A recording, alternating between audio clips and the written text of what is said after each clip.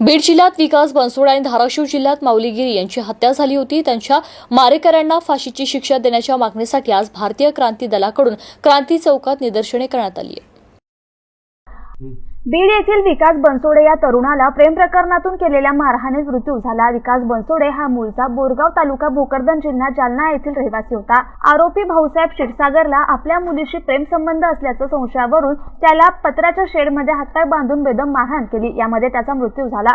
अमानुष मारहाण करून हत्या करणाऱ्या मारेकऱ्यांना फाशीची शिक्षा द्या यासाठी भारतीय क्रांती दलाकडून क्रांती चौकात आंदोलन करण्यात आलं। यावेळी भाजप सरकार विरोधात घोषणाबाजी करत हत्या झालेल्यांच्या कुटुंबियांना न्याय द्यावा। पोलीस प्रशासनाने गुन्हा दाखल केला नसून आरोपी देखील मोकाट असल्याचा आरोपही आंदोलकांनी यावेळी केला। या आरोपींवर मकोका अंतर्गत कारवाई करून फाशी द्यावी अशी मागणी यावेळी करण्यात आली आहे।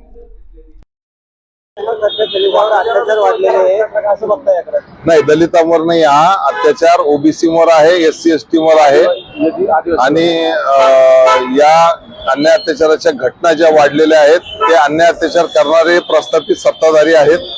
सोबतच त्यांना त्यांच्या मंत्र्यांचा शय असल्यामुळे त्या घटना दिवसेंदिवस वाढत आहेत।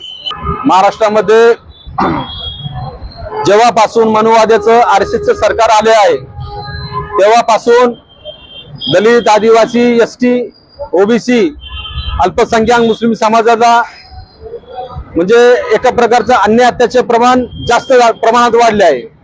जेव्हापासून देवेंद्र फडणवीस मुख्यमंत्री झाले आहे महाराष्ट्रामध्ये एक प्रकार SC ST आणि आदिवासी हे टार्गेट केले जात आहे आणि हे सर्व गुंडगिरी हे भाजपचं सरकार या गुंडांना पाठीशी घालत आहे। त्यामुळे सरकारला आमची अशी मागणी आहे की या गुंडांना तात्काळ यांना राईट टू